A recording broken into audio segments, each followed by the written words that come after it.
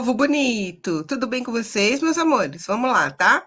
Bom, vamos lá para mais uma aula de língua portuguesa para o oitavo ano, aula número 27. E o assunto de hoje, que vocês já devem ter visto em outros anos, né? Sexto, sétimo, sei lá, é divulgação científica, tá? Artigos de divulgação científica. Como que as pesquisas científicas são divulgadas? Bom, sou a professora Nina e estou aqui para mais uma aula. Vamos embora, pessoal? Bom, vamos começar entendendo de novo, né? Falando sobre o que é a divulgação científica. Deixa eu tirar minha cara. Ah, não, tá bom aqui. Olha, vamos lá.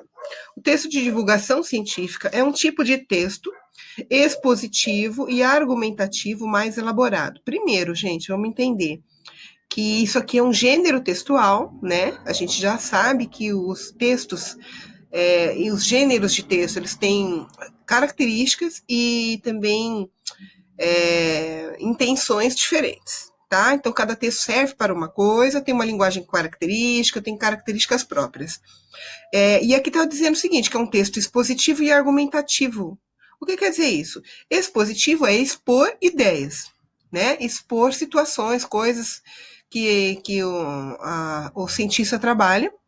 E argumentativo. O que é o argumentativo, gente? É quando você defende um ponto de vista e argumenta em cima disso. Você tem lá o que você quer defender, porém você tem que argumentar muito bem o seu texto. Você tem que colocar argumentos reforçando o que você quer dizer para que aquilo seja plausível para as pessoas, que elas entendam e de repente compartilhe do seu ponto de vista. Deu para entender? Mas vamos lá.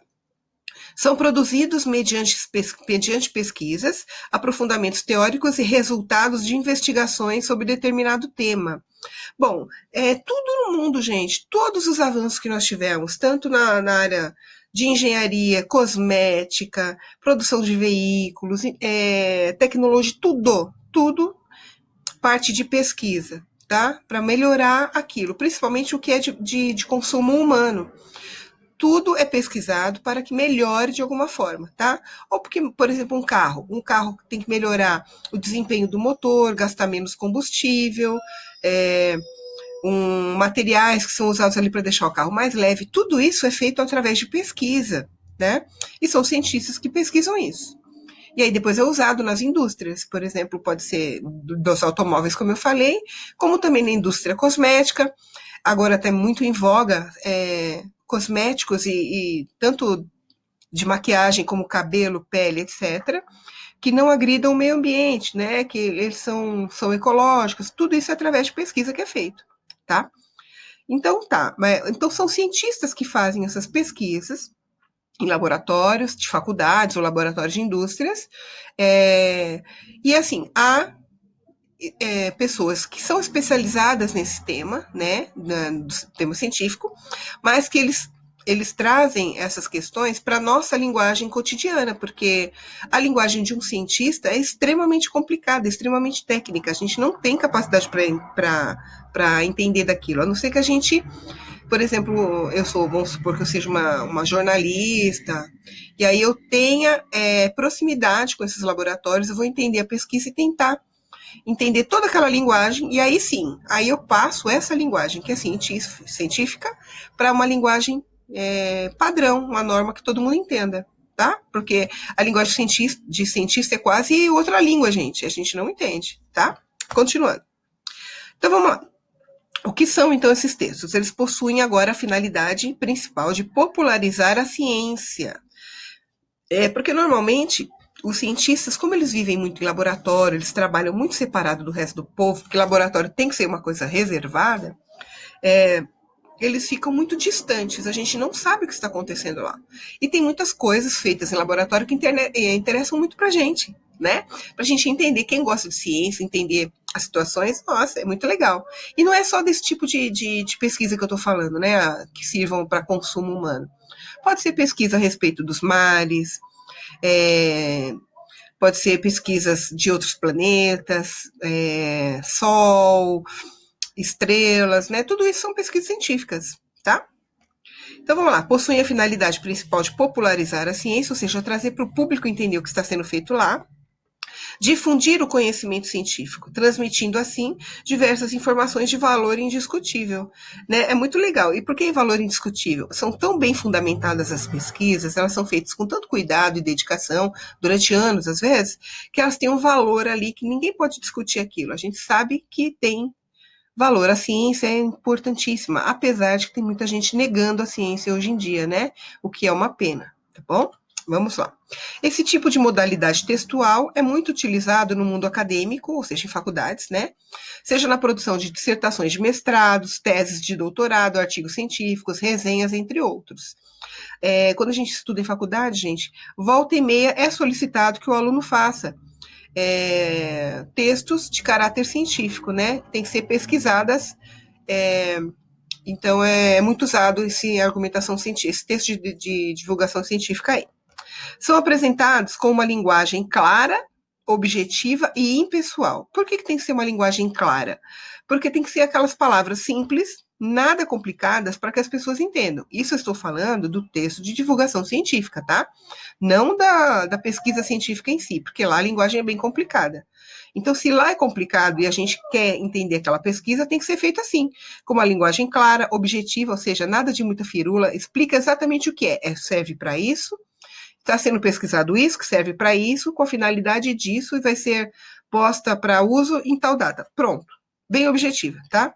E por que impessoal? Porque nesse caso você não vai ficar argumentando coisas da sua opinião. Você não vai ficar falando, a pessoa que está escrevendo, naturalmente, né? Não vai ficar, mas o cientista tal falou isso, isso, isso, mas eu não acho legal. Não, ele nem pode se manifestar. Ele só está pondo a público, trazendo a público o que aquele cientista está desenvolvendo, tá? Sem colocar sua própria opinião pessoal ali.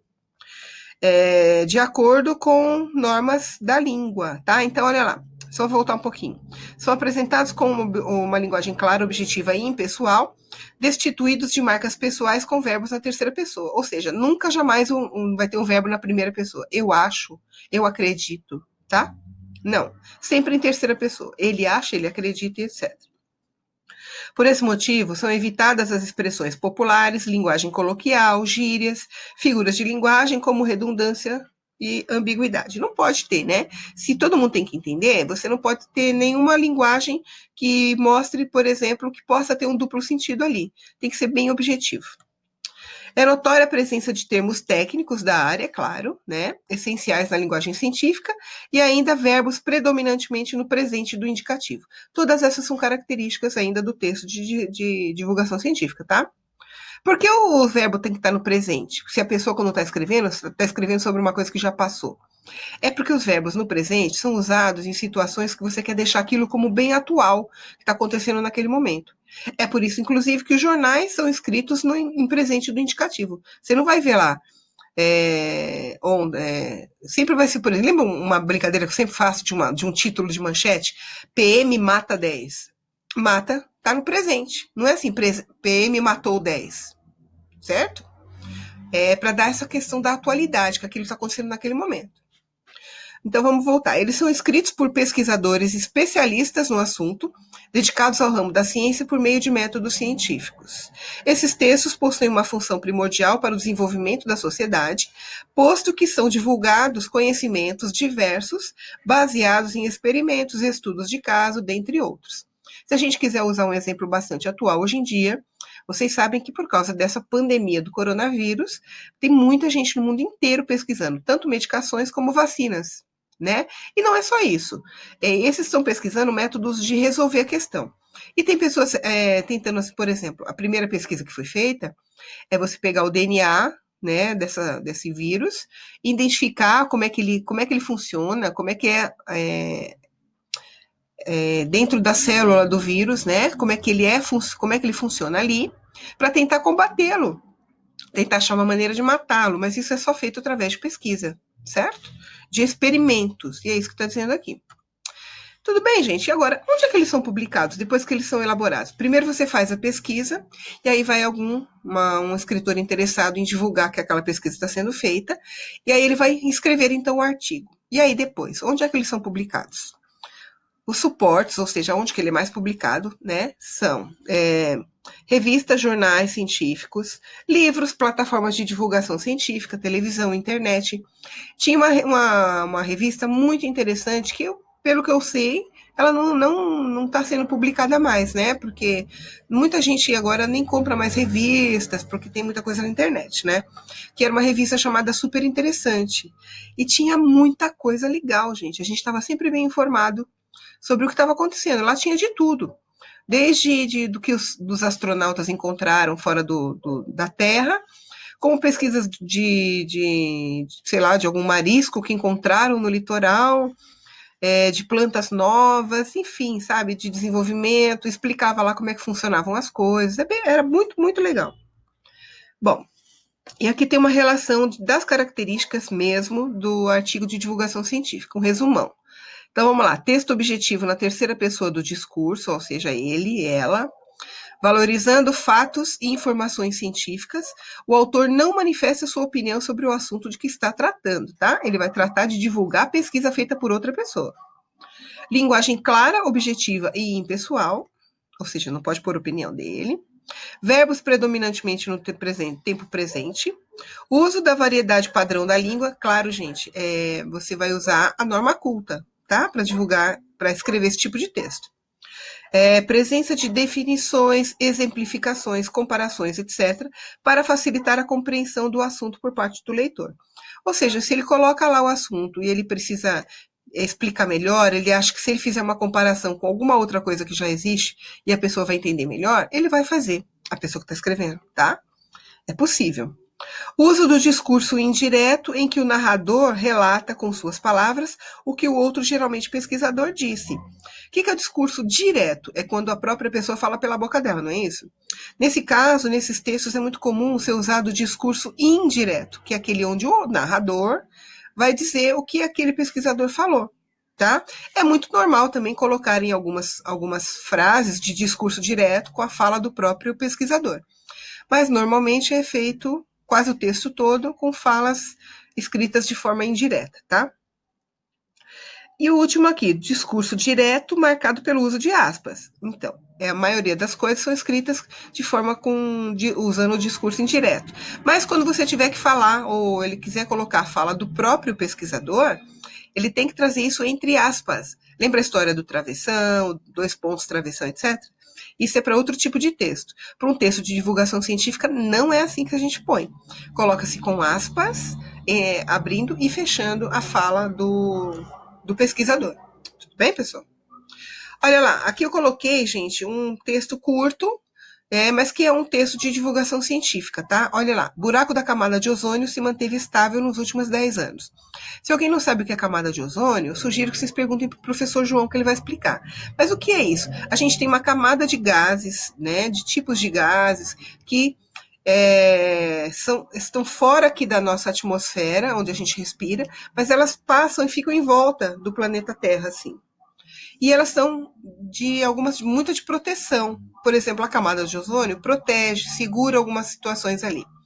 E inclusive os raios ultravioletas do Sol, que podem ser muito prejudiciais para a gente.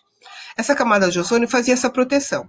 Só que alguns produtos que nós, os seres humanos, usamos aqui, que aí vira uma poluição, acabam destruindo essa camada de ozônio e destruindo essa proteção que nós temos.